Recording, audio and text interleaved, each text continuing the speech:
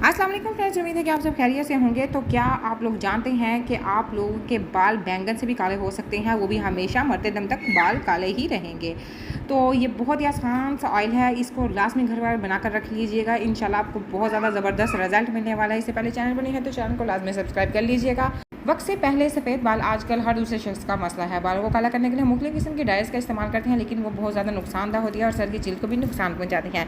बैंगन ऐसी सब्जी है जिसमें मुख्तलिफ किस्म के मदनियात और विटामिन के साथ आयरन बहुत ज़्यादा पाया जाता है। यहाँ तक कि बैंगन को थोड़ी देर में पानी में डालो तो आयरन की भारी मिकदार की वजह से पानी का रंग स्याह पड़ जाता है। इस वजह से हम बैंगन को बालों को स्याह करने का तरीका बताने जा रहे हैं।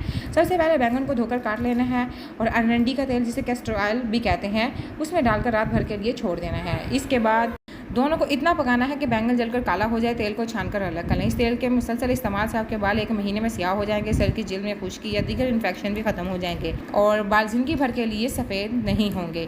इन्फॉर्मेटिव वीडियो है, दूसरों तक लाजमी शेयर कीजिए ताकि इसका फ़ायदा हो सके। Thank you for watching my